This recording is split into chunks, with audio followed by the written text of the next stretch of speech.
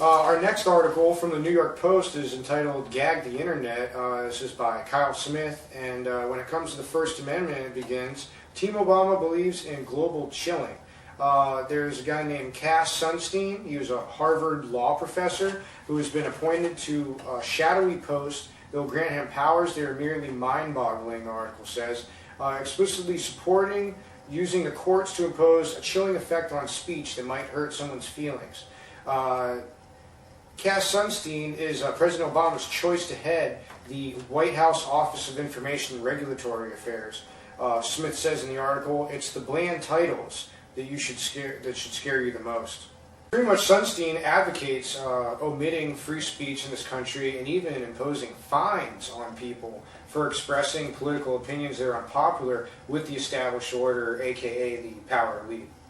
Yeah, Sunstein is quite a character. He's also written quite a few papers during his time as a professor, which discuss all kinds of issues. I highly suggest you go read some of them. Yeah, effectively he would be a czar, which is...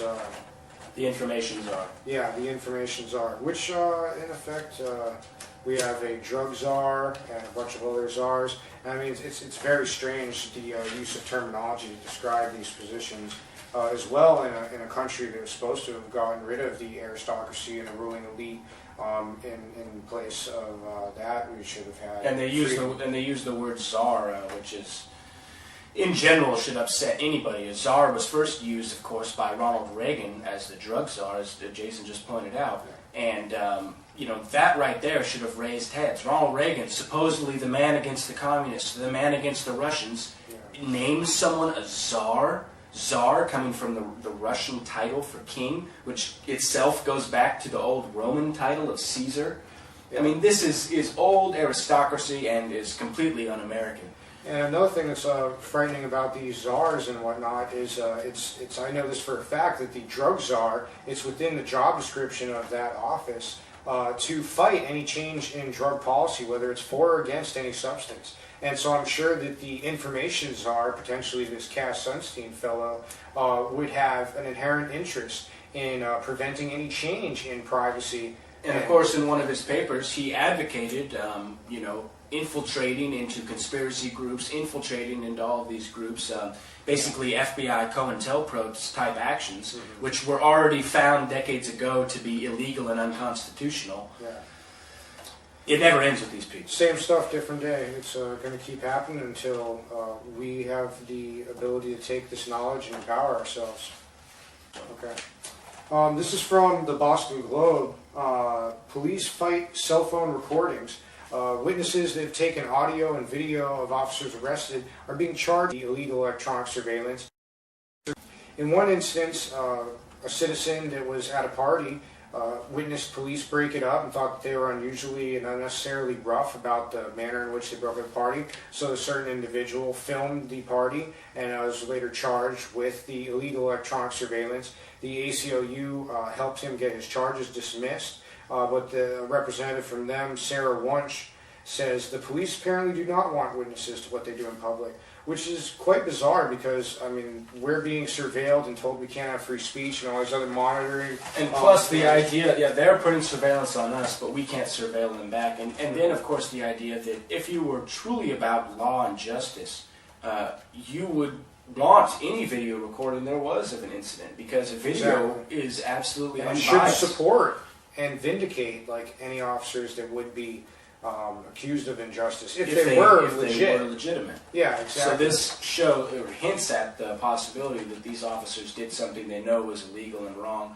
and against procedure, and they don't want it to go out in public. Another thing that's funny about how they want to surveil us in every way sense that's possible in our lives is that these rulings for dismissal are based on how apparent they are. So if you're being obvious with your recording of the police officers, then it's not illegal electronic surveillance. But if you were up in an apartment and you witnessed police brutality, then you'd be engaging in illegal electronic surveillance unless you wave out the window and say, "Hey officers, I'm recording this incident of you beating that person to death," practically, which is utterly absurd.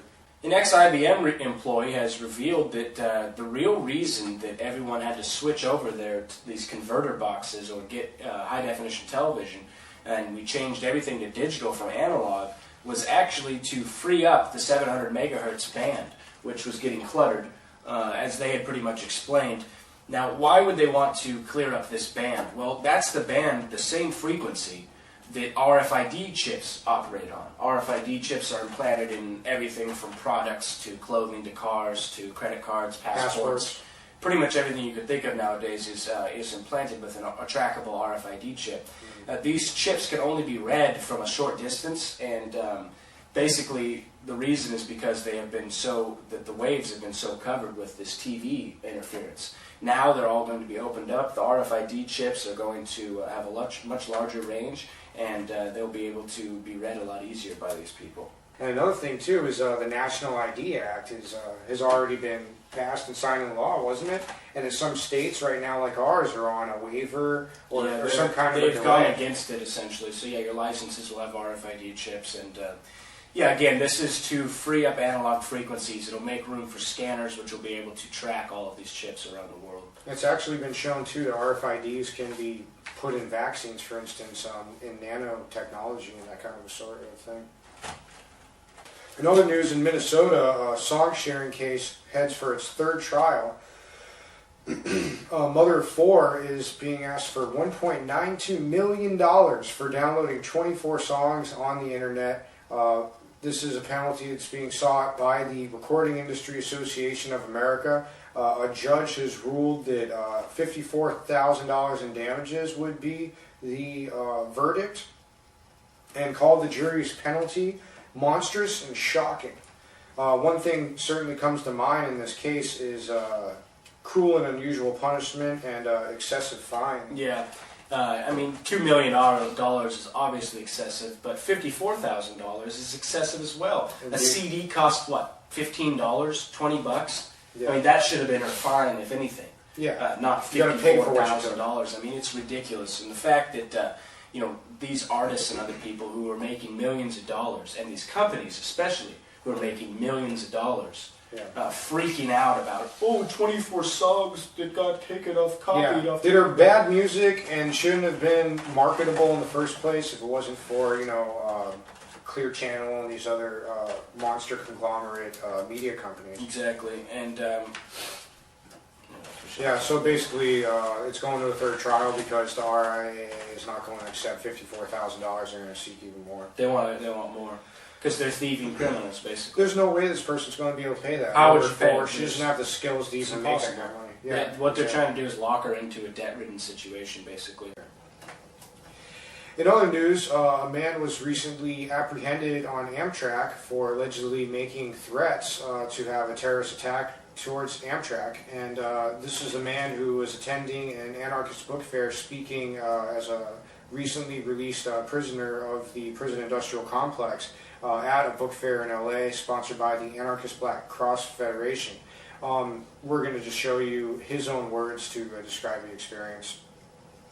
I was on the train coming back from California. I went out there to speak in front of the anarchist book fair.